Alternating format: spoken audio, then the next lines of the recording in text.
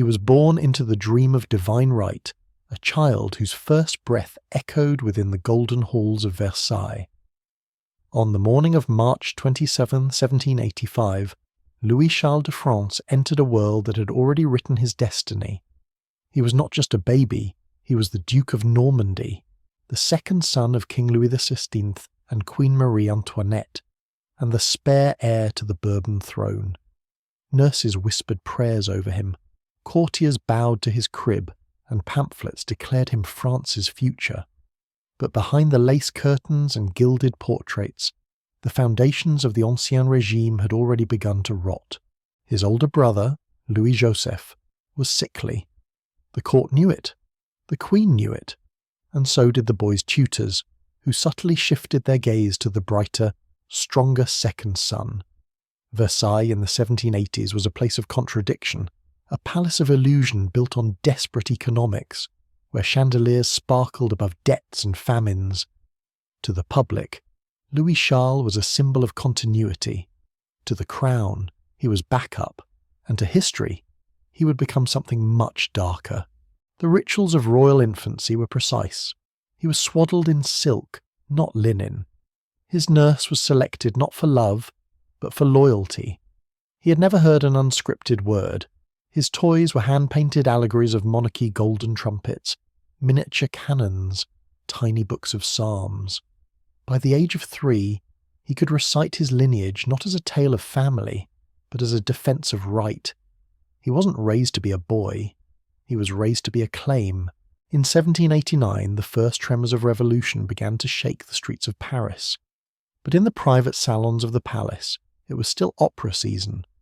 While revolutionaries gathered outside, Louis Charles was taught how to bow at court and how to sign his name like a king. His mother, Marie Antoinette, still attended masquerade balls. His father still practiced locksmithing in his private chambers, one of the few things that calmed him. But Louis Charles noticed things. The way guards looked tenser, the way doors were locked at night that had once stood open, the sudden absence of certain courtiers. At 4, he once asked his mother why the people outside the gates shouted her name with such hatred.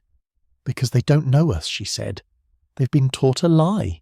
Then, in 1789, the Bastille fell. The court called it a minor disturbance, but the ripple it sent through France would become a tidal wave.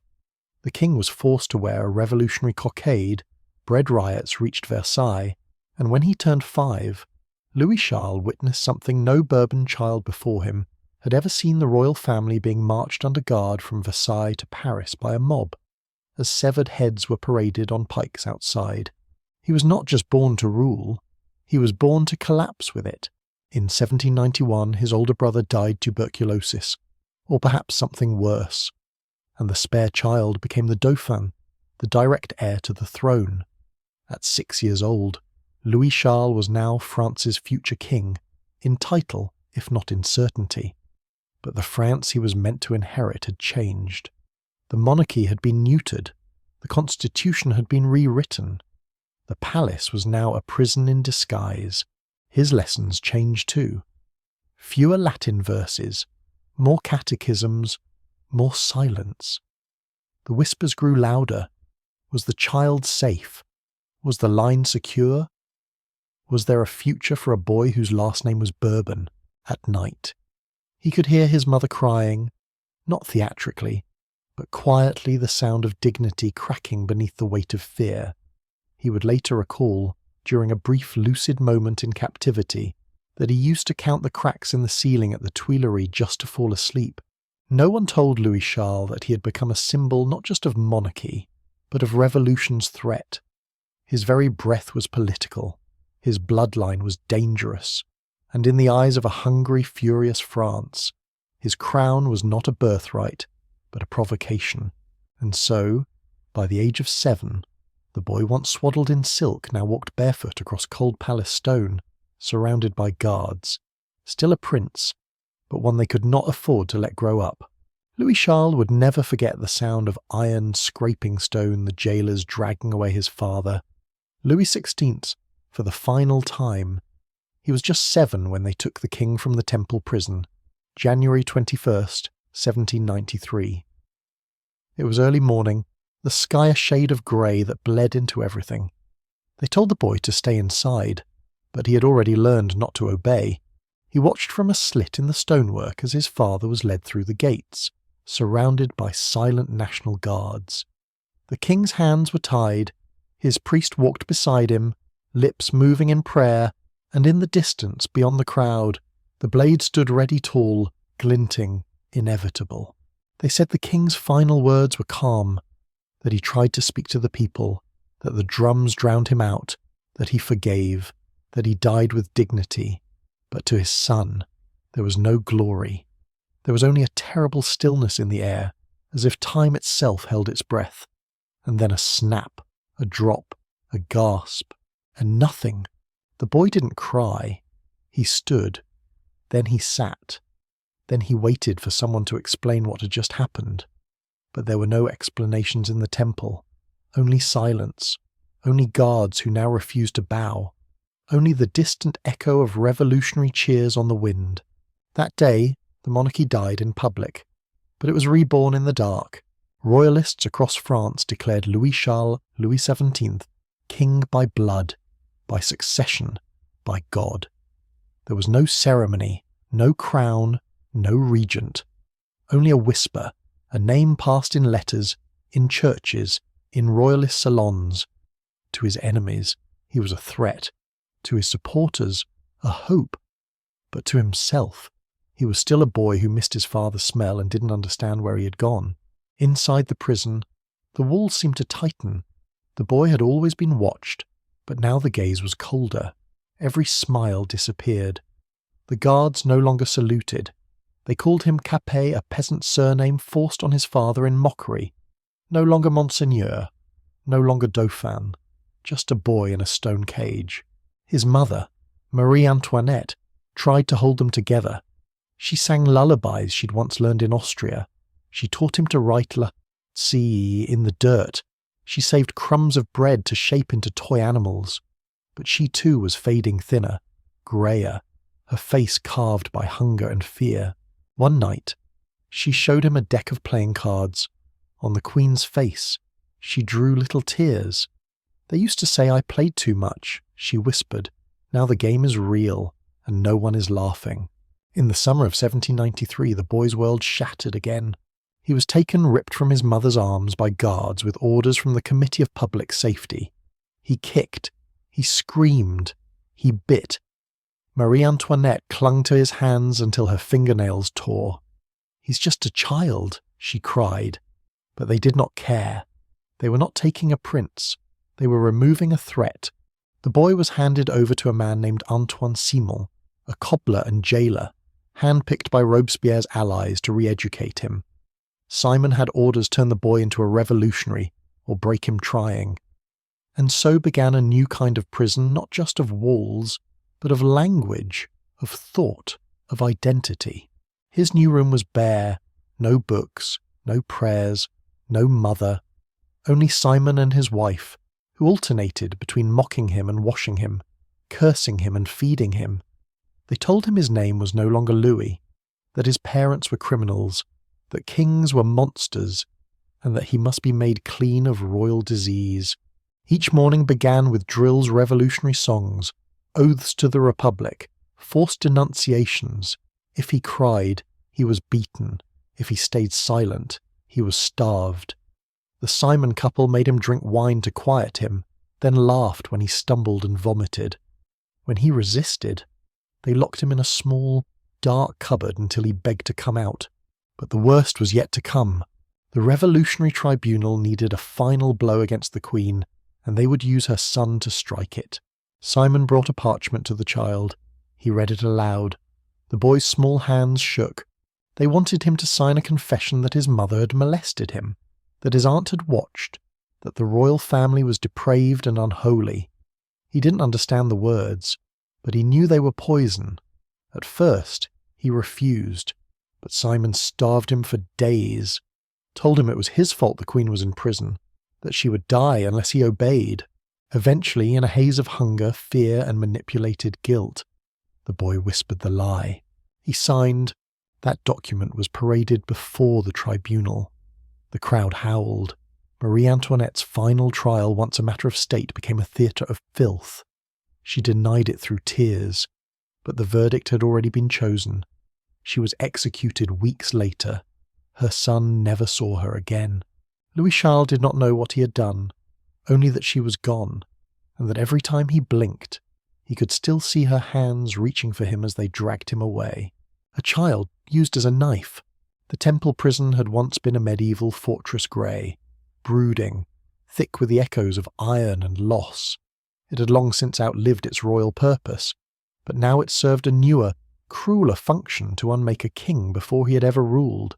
Louis Charles was not yet 9, and already he had become a secret war. His body was in chains, but his name was on every tongue, a contested title whispered in both terror and reverence. In the revolutionary mind, he was no longer a child. He was a symbol of vengeance, of royalty, of danger. His mere existence was ammunition. After the Queen's execution, the boy became an inconvenience, a phantom in flesh. The Simons were dismissed. He was no longer valuable as a tool of propaganda. The nation had made its point. Now it wanted him forgotten. So they buried him not with dirt, but with silence. He was locked alone in a narrow room on the 2nd floor of the temple tower. The walls leaked. The window was shuttered. No books, no candle, no human voice. Just a mattress that rotted slowly beneath him, and a bucket in the corner. The boy who once slept beneath embroidered canopies in Versailles now lay curled beside rats, shivering under thin rags. The guards did not speak to him. They left food by the door sometimes, and it was often rotting by the time he found it. They listened for sounds, but gave none in return. Day and night collapsed into each other. He began to forget the rhythm of time. The sun was something he remembered only from paintings. The bells of Paris no longer reached him. His world became 4 walls, his ceiling a sky. He scratched at the stone until his nails cracked. He spoke to no one. Eventually, he stopped speaking at all. And yet, outside, the world could not let him go. Royalists plotted rescue missions. Revolutionaries debated his fate. Foreign monarchs demanded proof of life or death. Even in silence, the boy could not be left in peace. And so rumours bloomed like mould in damp corners that he had died, that he had escaped, that a double had taken his place, that he was the King of France in name, but a ghost in body. Inside his cell, Louis Charles began to deteriorate. His legs weakened. His spine curved unnaturally from malnutrition. His once blonde curls matted with filth and lice. His skin broke out in lesions, and his mind, still so young, began to bend. He drew faces on the wall with soot. He gave them names. He asked them questions. When they didn't answer, he wept. He called out for his sister, for his mother, for his father. No reply ever came. The voices in his memory faded into the sound of his own breathing. Occasionally he would sing fragments of lullabies, not for comfort, for survival. They were all he had left. His guards watched with detachment. Some pitied him, some mocked him. None intervened. Once, a visiting official demanded to see the little Capet. The guards opened the cell. The man recoiled. The boy blinked in the light, eyes unrecognizing. He said nothing. He seemed barely human, a wild thing, half-starved, eyes hollowed by the absence of care. The report was filed. The child is in decline. It would be better, perhaps, if he died. No orders were changed. Outside, France moved on. The terror ended. Robespierre fell. The revolution devoured its own. And still, in that tower, the boy remained unseen, unspoken, unacknowledged.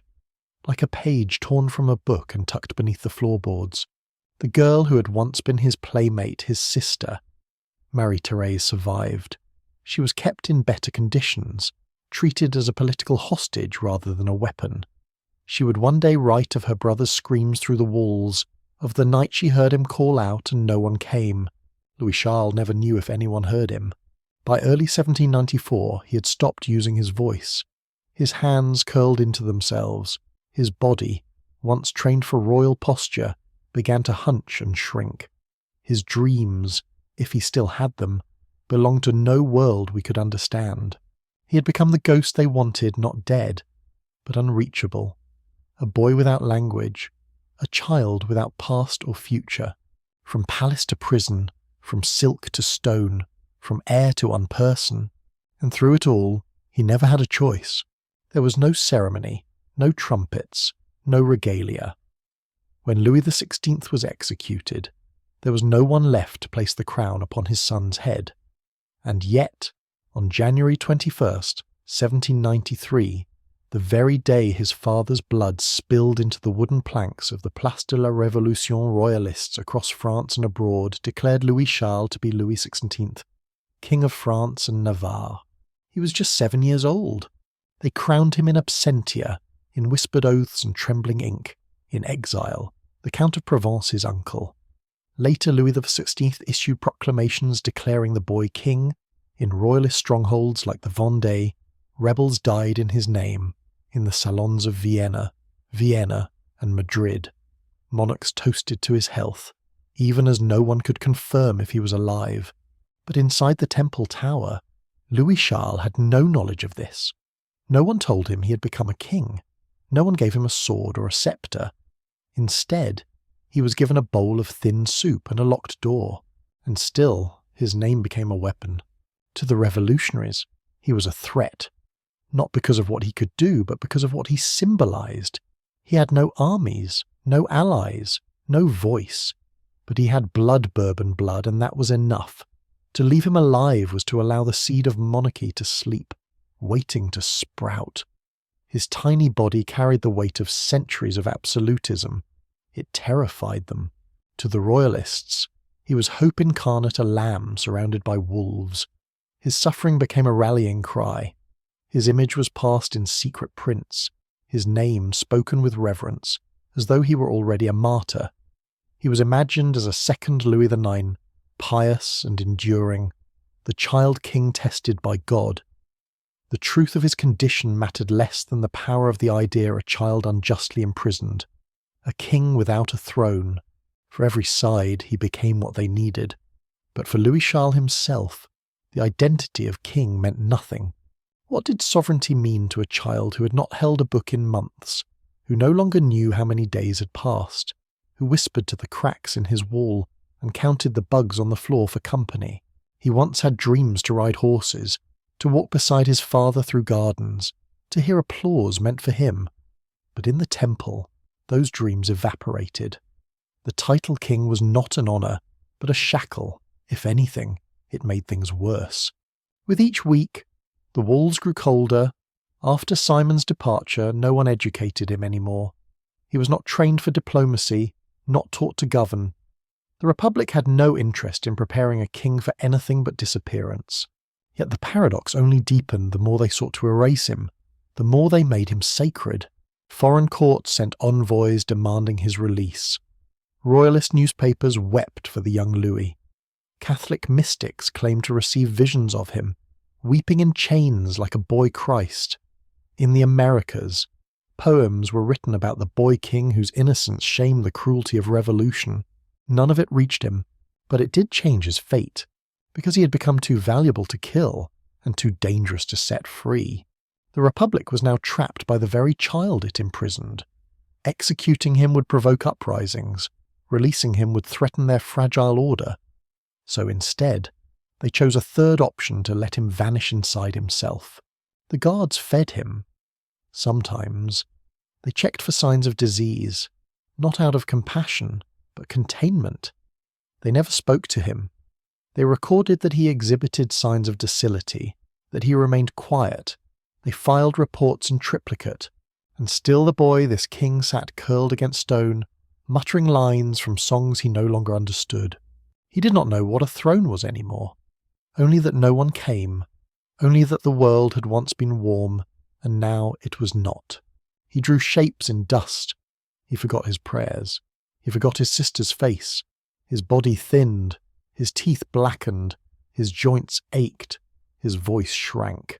And yet in secret churches people prayed to him, the child who bore a crown too heavy for any man, the child who never ruled but was punished as if he had, the child who became a king without ever being a boy.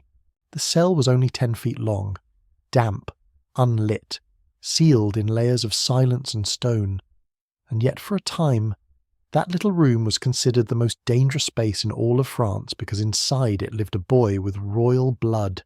The Republic was haunted by Louis Charles. He had no army, no voice, no education. He barely had a body. And yet, to the revolutionaries, he represented everything they had tried to destroy.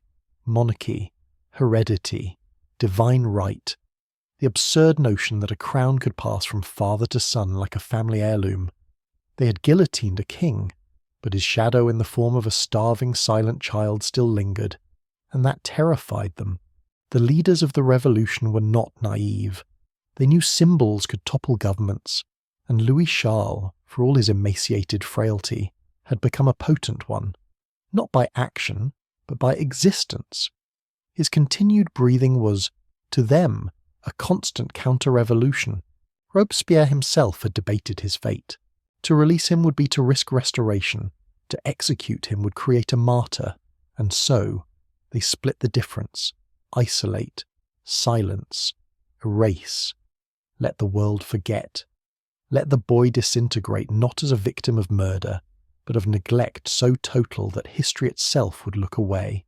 The Committee of Public Safety ordered tighter restrictions. No visitors, no clergy, no letters, no records. A child disappeared into the state like vapour into air, and yet the boy persisted. In his cell, he talked to no one but shadows. He paced in circles until his feet bled. He pressed his ear to the walls and tried to listen for birds.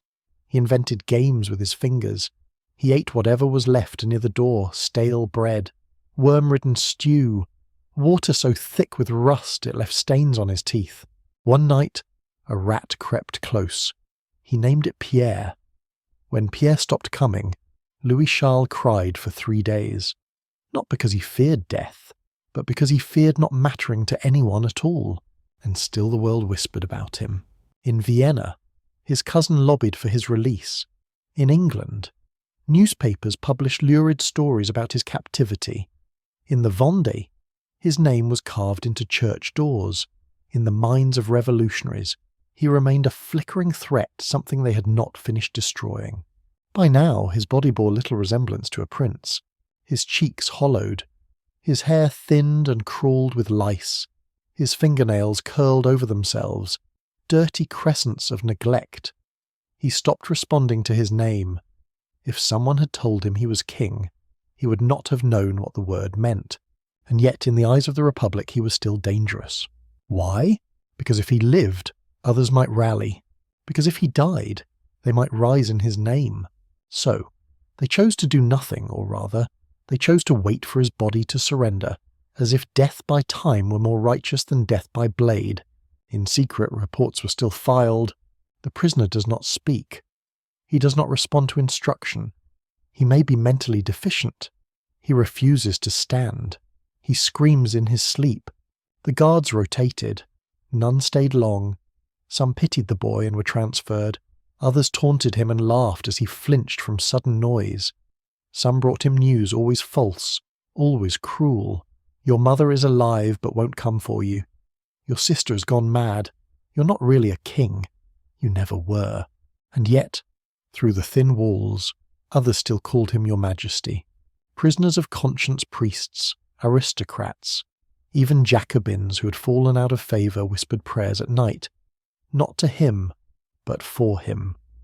Some tapped Morse code patterns against the walls, hoping he might respond. He never did, or perhaps he no longer understood. The boy they feared had stopped being a boy.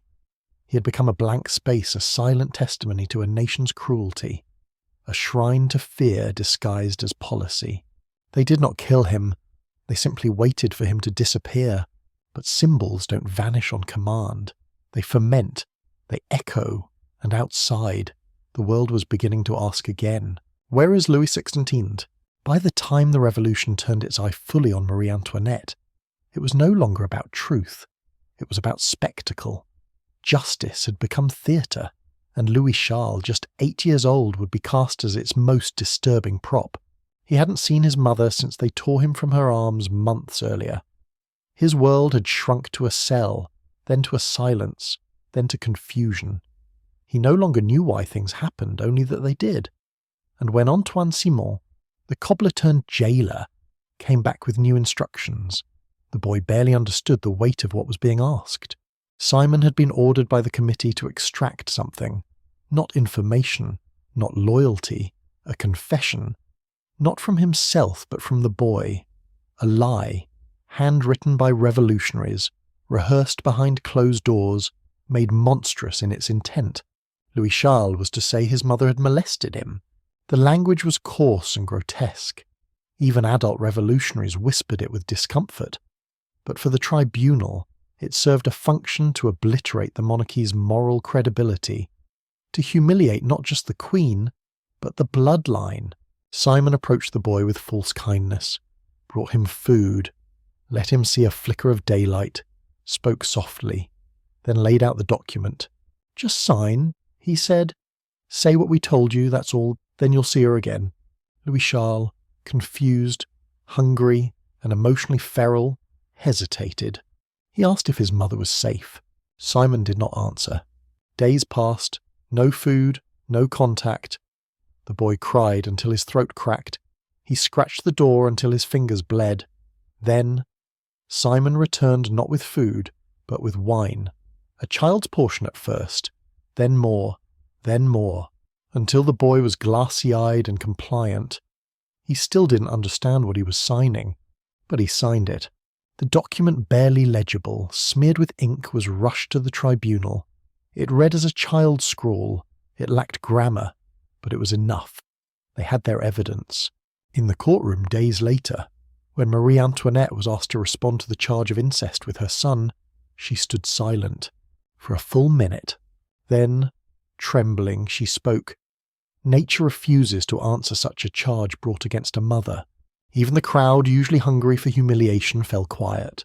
Some turned their heads, others wept. But it didn't matter. The machine had already been fed. The lie had served its purpose. The Queen's image, already monstrous in the eyes of the people, now bore the final stain. She was condemned, not as a tyrant, but as a degenerate. She was executed 3 days later.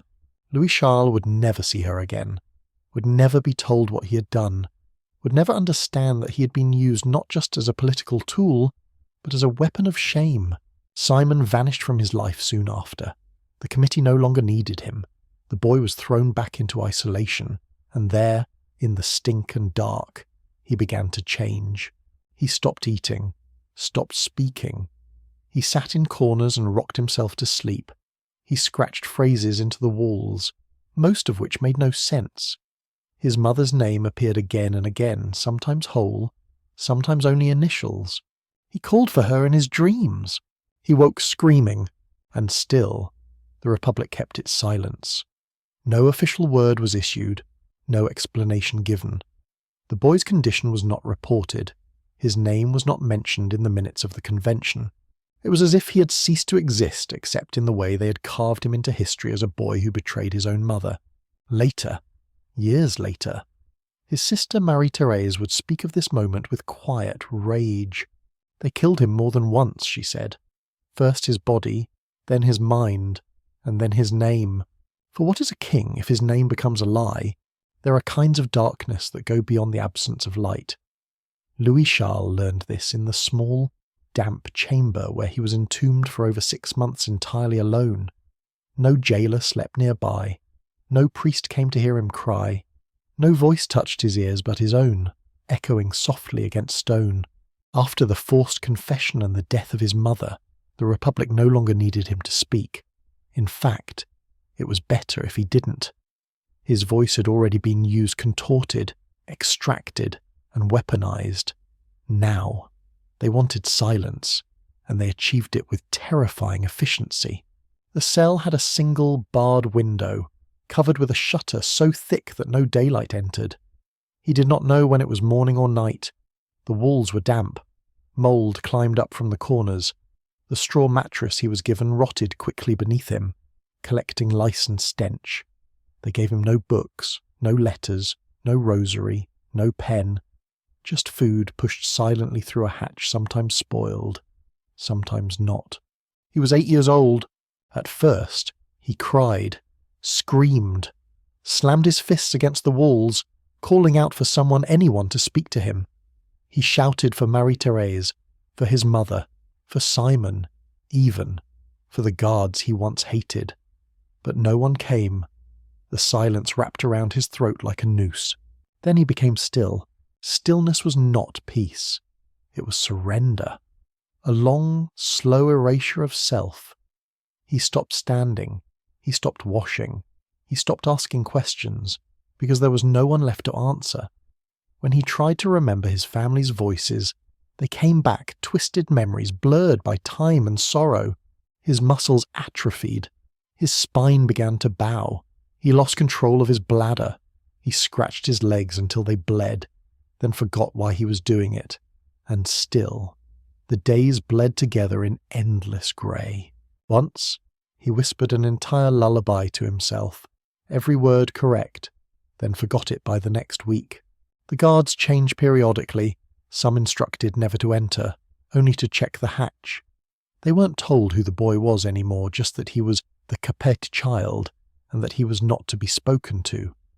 One wrote in a secret note that he had peeked inside and thought the boy was dead. Then he blinked. The man wrote, "And I've never felt such shame." Sometimes Louis Charles would press his ear to the wall. He imagined voices. He invented names. He talked to stains in the plaster and imagined them smiling back. He began responding to knocks that never came. At one point, he tried to eat the corner of his blanket. He was so hungry he believed it might be bread. When it stormed, he would cry with joy. Thunder meant the world still existed, but there was no one to say his name. Not the guards, not the ministers, not the Republic.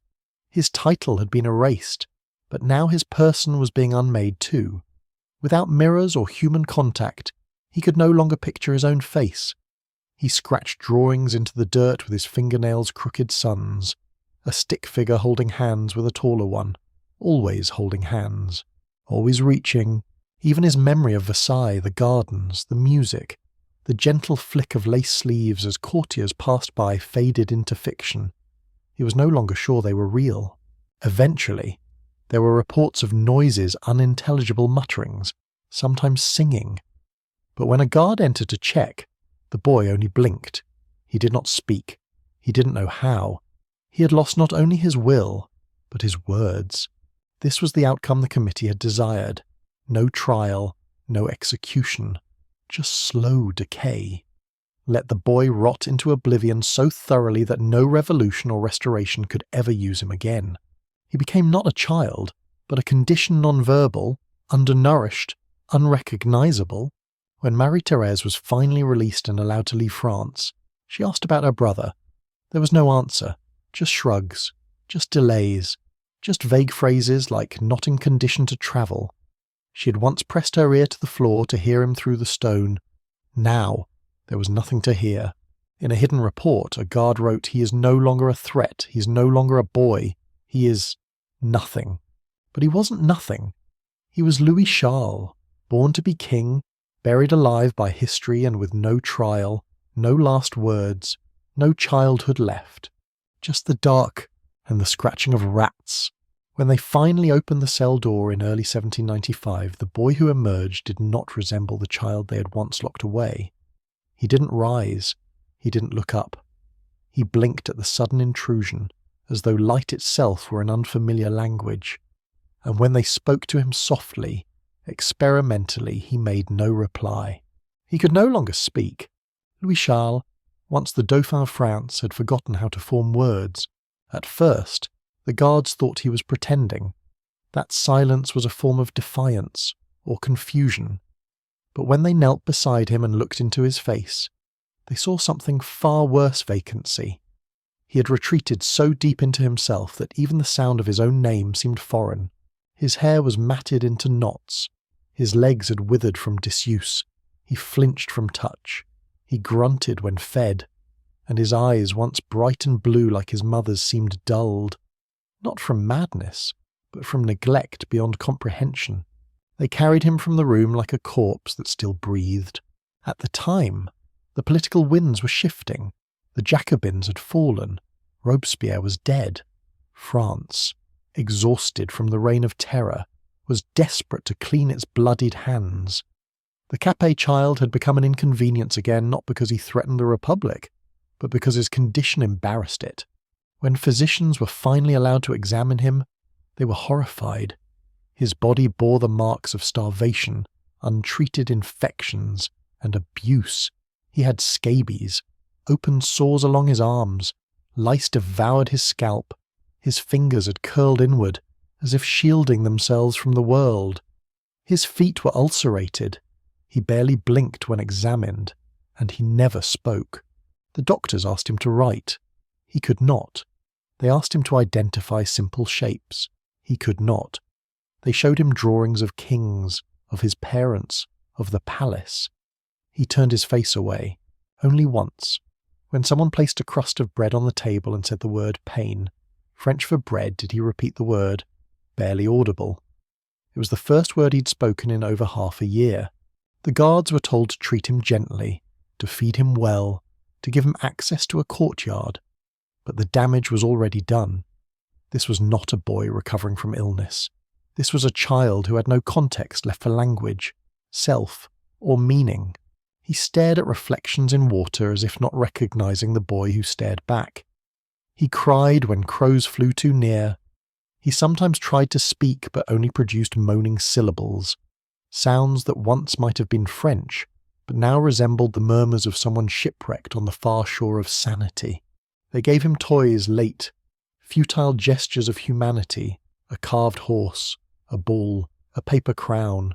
He pushed them aside, gently, as if they were for someone else. At night, he sometimes hummed. Those who listened closely said it resembled a lullaby, perhaps one his mother had sung. But when asked what it was, he stared blankly, then turned to face the wall. Meanwhile, the political debate raged. What to do with him? Some argued he should be sent abroad, handed over to his Habsburg relatives, or smuggled into Spain. Others feared that letting him go would spark a royalist uprising. There was even talk of replacing him with another boy, entirely a healthier one, and staging a public recovery to sanitize the narrative. But in the end, they chose inertia. No decision, no movement, just wait. His cell was made more comfortable. A real bed, a window with filtered light, better food. But it was far too late for gestures.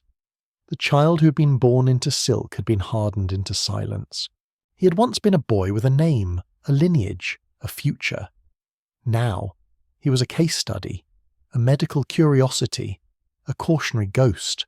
When Marie-Thérèse, his sister, finally learned the details of his condition, she wept for 3 days. In her diary, she wrote, "He was erased before he could become..." That spring, the boy briefly rallied. He walked short distances. He uttered a few words. He smiled once, when shown a drawing of a sunflower. But it wasn't recovery.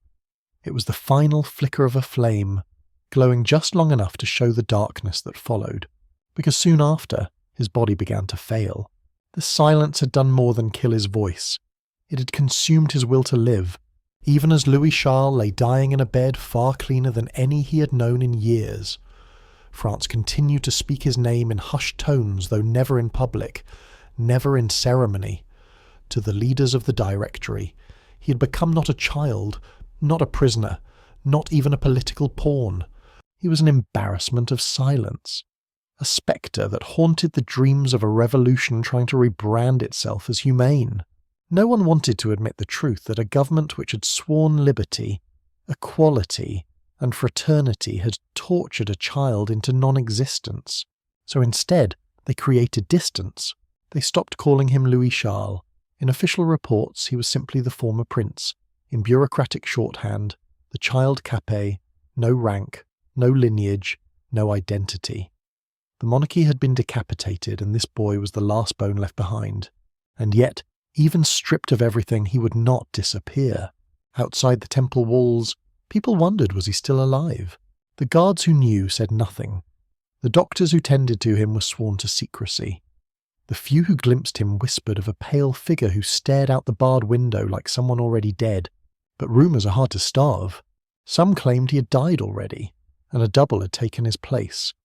Others believed he had been smuggled out, replaced by an orphan, or even a sick street child, while the true Louis XVII lived in secret, waiting to reclaim the throne. One theory held that Robespierre himself had ordered the child's death, but had the body burned to avoid scandal. Another insisted that Louis had escaped and was now hiding in Prussia, cared for by sympathisers who would someday restore him. The truth, the quiet, rotting, unglamorous truth, was far more tragic. He had not escaped. He had simply been forgotten. Even in neglect, though, he was still powerful. Royalist exiles began printing pamphlets calling for his release. In the Vendée, rebel leaders claimed to be fighting for the king, Louis XVII. Austrian officials demanded to see him, invoking family ties to the late queen. Even Napoleon, still an ambitious general at the time, is rumoured to have considered using the child's plight as propaganda, before realising it might backfire. For every revolutionary who wanted to move forward, the boy was a tether to the past, and so the government became reactive, defensive. They tightened the veil of secrecy. Letters about his condition were coded. Access to him was restricted further.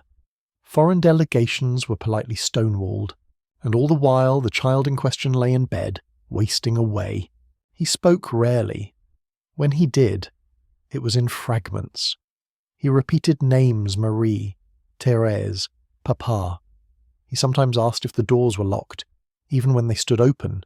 He hummed snatches of tunes no one could identify. His hands trembled. His limbs, once bowed from inactivity, began to swell with fluid. Doctors noted the signs: tuberculosis, most likely. It had ravaged the poor for centuries. Now it came for a prince.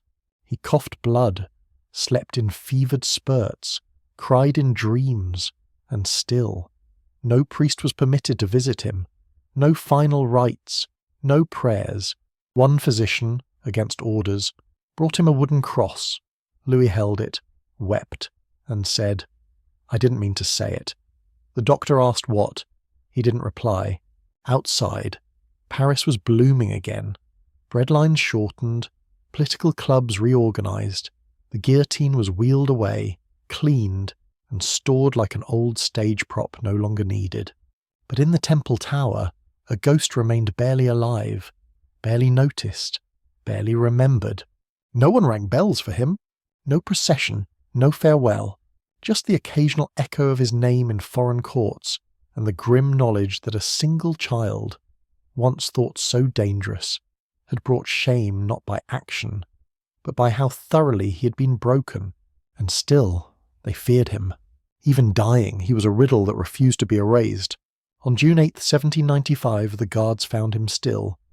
For once, he was not curled into himself, not mumbling, not blinking at unseen figures on the wall. He was lying flat, face turned toward the window, eyes open, but unseeing. Louis-Charles de France, known to royalists as Louis XVI, had died in his prison bed. He was 10 years old. There was no candlelit vigil, no mourning crowd, no black-draped carriage, no funeral. The guards were instructed to dispose of the body with minimum attention.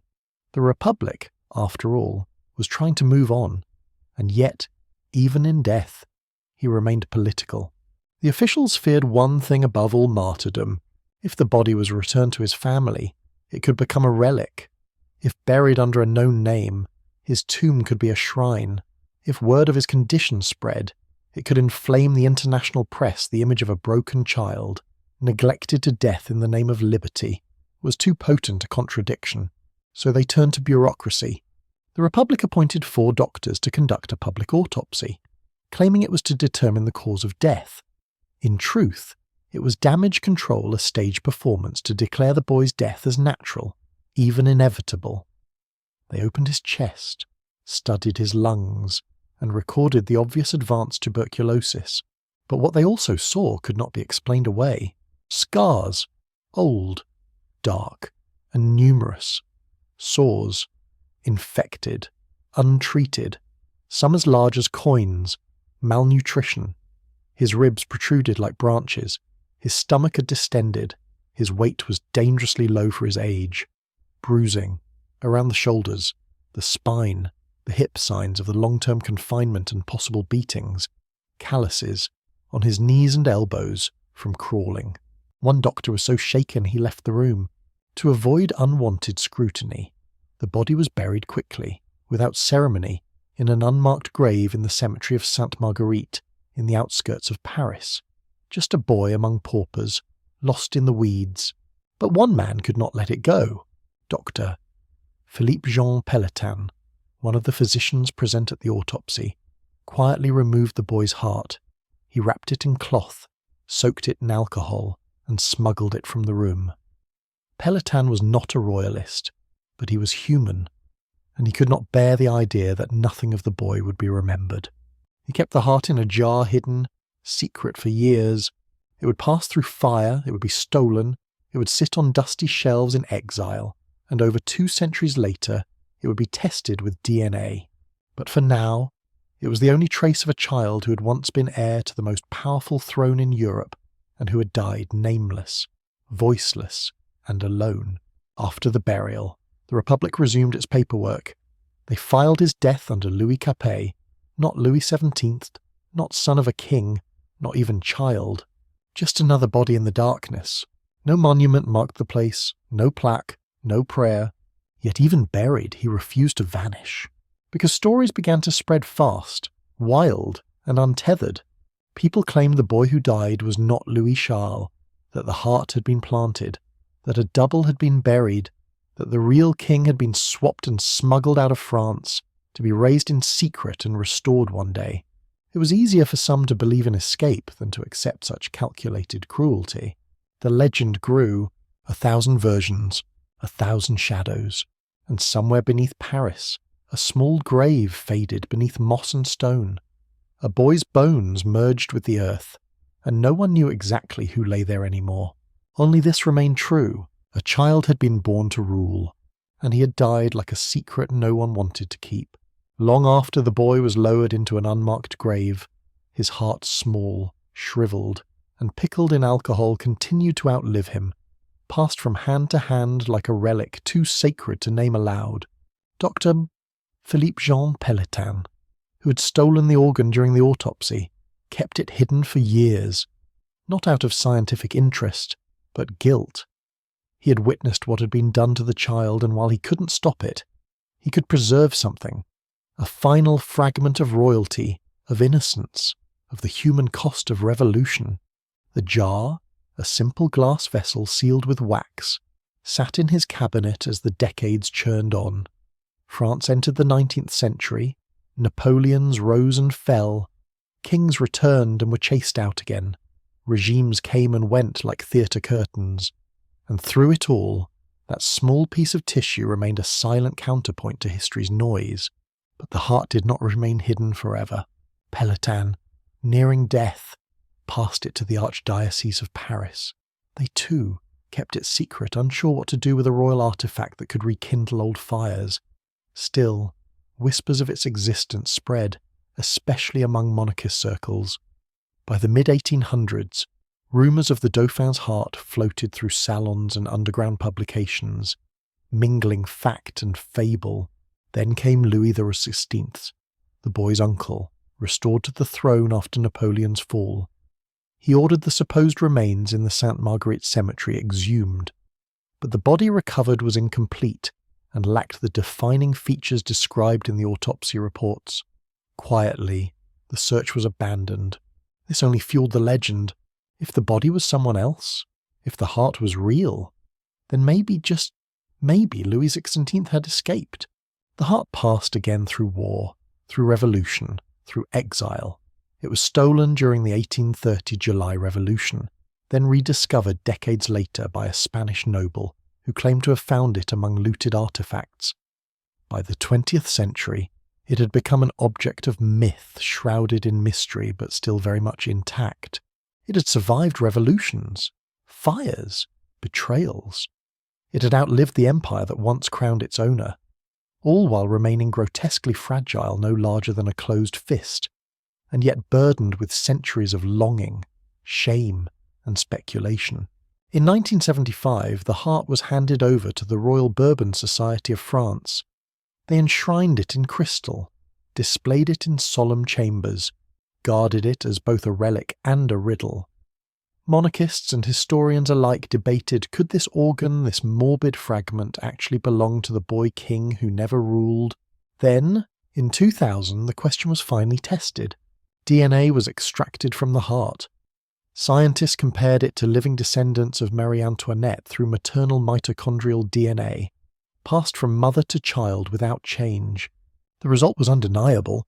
The heart belonged to Louis Charles. The silence was immediate. Then came waves of horror, sorrow, vindication. Over 200 years after his death, the truth finally surfaced. The child had never escaped. The stories were fantasy. The switch had never happened.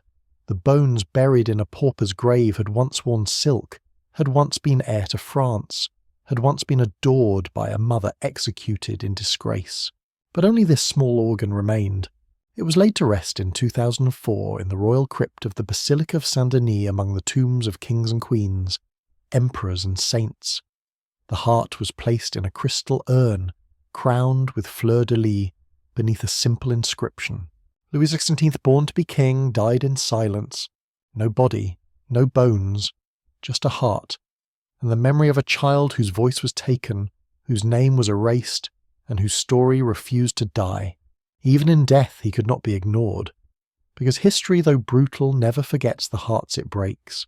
Even before Louis Charles took his final breath in that fetid prison cell, his name had already begun to multiply, not in reverence, but in imitation. The world could not accept that the boy had simply died. Not like that. Not there. Not so quietly. And so, within months of his reported death, claimants began to emerge. Some were mad. Some were opportunists. Some, perhaps, even believed the lie themselves. But they all had one thing in common: they said they were Louis XVII. At least 30 men would step forward in the decades to follow, each with a different story of escape, smuggled by sympathizers, switched with a deaf mute, hidden in a basket of laundry, secreted out of France by foreign agents. One man claimed he'd lived in a forest for years, raised by wolves before discovering his royal blood. Another insisted he'd been taken to America, raised as a carpenter, and had only recently recovered his true memories. And the public, hungry for mystery, exhausted by political chaos, listened. Each pretender gained a small following. They were embraced by factions of royalists desperate to restore a Bourbon heir. Exiled nobles flocked to their sides. Catholic bishops, suspicious but hopeful, offered conditional blessings. Pamphlets were printed. Public rallies held. Eyes scanned faces for resemblance. Does he have Marie Antoinette's jaw, the Bourbon nose? One of the most notorious was Karl Wilhelm Naundorf, a Prussian clockmaker who claimed he had been switched as a child and spirited away. He gained traction in the 1830s, even suing the French royal family for recognition. Though dismissed by courts, his descendants would continue to call themselves Bourbons for generations, insisting on their rightful place in the bloodline.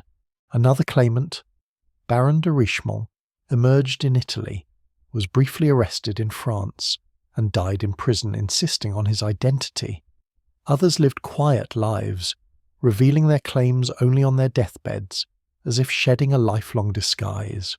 And through it all, the legend of Louis XVI grew. He became not just a figure, but a possibility, a what if. What if he had survived? What if he returned? What if monarchy could be redeemed through his story? In art, he was painted not as he truly died, wasted, lice-ridden, forgotten, but as a dream of lost innocence. A golden-haired boy in white, hands raised in supplication, surrounded by heavenly light. Paintings titled The Lost Prince and the King Who Never Was Sold Widely. Statues of young Louis appeared in royalist churches across Europe. He was mourned in Austria, speculated over in England, defended in Catholic sermons. French school children whispered his name in playground rhymes, long after monarchy had been abolished again and again. Even after DNA testing confirmed the heart in Saint-Denis was his, some clung to the myth. DNA can be forged. The heart was planted. They lied about the body. They lied about everything. Because to accept that Louis XVII had died alone, unseen, and voiceless was to accept that revolution, for all its ideals, had committed an unspeakable crime. Pretenders gave people a different story, one where the child escaped, where hope endured, where bloodlines were not extinguished, just hidden. It was easier than facing the truth. That power, once taken from the hands of kings, had turned just as cruel in other hands, and that the real boy, the boy who once played in the palace gardens, who sang lullabies to himself in the dark, who forgot how to speak, was gone.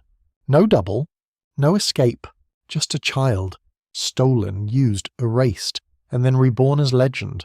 In time, Louis Charles, the real boy, vanished beneath layers of invention. He had no say in what came next. History took his silence and filled it with noise. Each side rewrote him. To the royalists, he became a child saint. They painted him in white robes, hands clasped in prayer, his cheeks radiant with divine innocence. Books were written calling him a martyr king, the little Jesus of the monarchy. Catholic orders invoked his suffering in sermons about faith under persecution. Statues of the boy began appearing in crypts and gardens, always smiling, always clean, as though the lice, the filth, the bruises had never happened. To the revolutionaries, he became a necessary cost, a mistake, yes, but one that paled in comparison to the sins of monarchy. Some sanitized the story. They claimed he had been treated well, that his death was natural, that there was no torture, no isolation. Others ignored him entirely, preferring to remember the storming of the Bastille, not the slow murder of a child. To the writers and artists of the 19th century, he was raw material. Victor Hugo referenced him obliquely. Poets imagined him whispering through the walls of the temple, or climbing out of his grave, looking for his mother. He became a Gothic figure, tragic, noble, spectral. And to the common people, he became a myth. The boy who escaped, the king in hiding, the child who would return one day to make things right. Paintings sold under the title The Hidden Prince hung in inns across rural France. Travelling shows claimed to carry the true story of Louis XVII. Children were named Louis in his memory, especially in regions where royalist sentiment had never died. But behind every image, every poem, every romantic lie, the truth remained. He was a child who never ruled, yet was punished as if he had. He had committed no crime, yet was treated as if he had inherited all the sins of his ancestors. He had once known love, a mother who brushed his hair and held him when he was afraid, and he died not remembering her face. And yet they kept reshaping him. Even his sister, Marie-Thérèse, the only immediate Bourbon to survive the revolution, struggled to define him.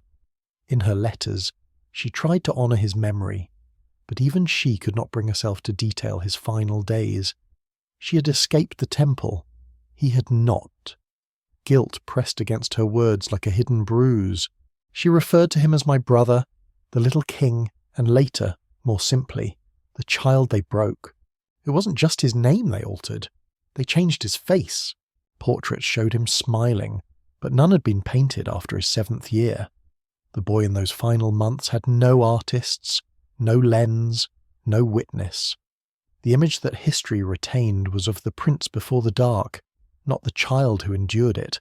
That too was a kind of erasure. To paint him as forever beautiful was to deny what was done to him, but to show the truth, the hunched body, the lice, the sores, the silence would have meant reckoning with a nation's cruelty. And so, 1,000 faces emerged in his place, 1,000 Louis Charles, some brave, some pitiful, some divine, all of them half true. In this rewriting, something was lost. Not his crown, he never wore one, not his voice, it had already been taken, but his reality. The child he really was. He liked pastries. He had a soft singing voice. He could never remember which fork to use at court dinners. He once asked if birds were allowed in heaven. He had a small scar on his shoulder from falling off a garden swing. He used to tuck stuffed animals under his bed so the servants wouldn't think he was childish. These were the things they didn't write. Instead, they turned him into a symbol because symbols are easier to carry than a child whose life was crushed between ideologies. And so the rewriting continued. Because no one wants to look directly at a boy the world broke when it's easier to call him king. In the year 2000, 2 centuries after Louis Charles took his last breath in a locked chamber of stone, science finally did what politics never could. It told the truth without trembling. It had taken generations for the world to accept that the child had truly died. Even longer to agree that the boy buried in the unmarked grave was, in fact, him. And still, whispers remained. The pretenders had faded, but their shadow lingered. Was the heart in the jar real? Could DNA, centuries old, offer clarity where history had failed? The answer lay in the mitochondria, a mother's legacy encoded in every cell. Because while the Bourbon line had tangled and shattered, Marie Antoinette's bloodline had survived, passed down through her female relatives. If the heart in the jar truly belonged to Louis Charles, its DNA would match theirs. And so scientists gathered, quietly, meticulously. From Austria came hair samples believed to be Marie Antoinette's, trimmed before her execution and preserved in family archives. From the heart, they extracted a thin coil of tissue, degraded by age, but still intact. The testing was done with no drama, no courts, no propaganda, just silence, wires, and code. And then, in April 2000, the results came, a perfect match. The heart, soaked in wine, scarred by time, whispered its truth. It belonged to the boy who died in the temple. Louis Charles, Louis XVII, the child erased. No more room for speculation. No more hiding behind romance or legend. He had died in 1795, in prison. At age 10, his bones still lay in an anonymous grave, but his identity, long contorted by myth, had finally been reclaimed. France received the news with muted astonishment. Some sighed in relief, others mourned anew. A few hardened deniers doubled down, calling the science manipulated, the test political. But most people, even those who had never believed in the wildest theories, paused and looked inward, because now it was unavoidable. A child, born into unimaginable privilege, had been reduced to a statistic, not because of what he did, but because of what he symbolized. And yet, his voice had returned not through language, but through confirmation. The state that had silenced him could no longer deny him. The myths that had twisted him could no longer claim him. The story, long fragmented, now had a name. In 2004, the heart was buried at Saint-Denis, the resting place of kings. No longer a secret, no longer a tool, just a boy, at last laid to rest among the ancestors he never met. They carved his name with care, not as legend, but as truth. Louis XVII, Louis Charles de France, born 1705, died 1795. No crown, no title, but something better, recognition. For centuries the child had been a battlefield, between monarchy and revolution, between truth and myth, between memory and invention. Now, in the stillness of science, his story had resolved into something quiet and human.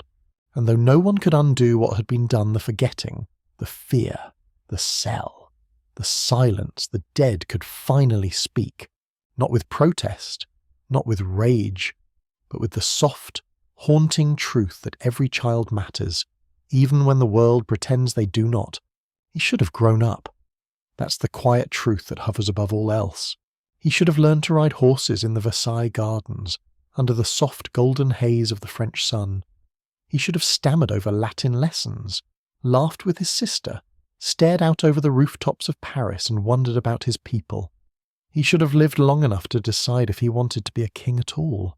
But Louis Charles was never given that chance, because from the moment he was born, he was no longer simply a child, he was a vessel, for legacy, for fear, for hope, for revenge. And once power shifted, the vessel was no longer useful. The dream that had been poured into him was now poison. So they sealed it, shut him away in a tower, stripped him of everything: his name, his parents, his language, his reflection, until even he no longer remembered who he was. In death, they tried to forget him. In legend, they tried to replace him. But in truth, what he became was a void, the negative space left behind when a society devours its own future. Because Louis Charles didn't just die, he was unmade.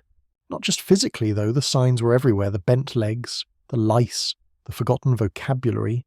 But historically, emotionally, morally, he died with no trial, with no gravestone, with no one holding his hand. And perhaps most terrifyingly of all, he died in a way that allowed everyone involved to move on. They told themselves it was cleaner that way, that kings were monsters, that their children carried the disease, that his silence was a form of peace. But silence can rot too. It wasn't until 200 years later, when science confirmed the battered heart in the glass jar was truly his, that his story was brought back into the light. Too late to comfort him, but not too late to remember. Not too late to say, this happened. A child was crowned before he could read, imprisoned before he knew what republic meant, broken before he understood betrayal, erased before he had a chance to speak for himself.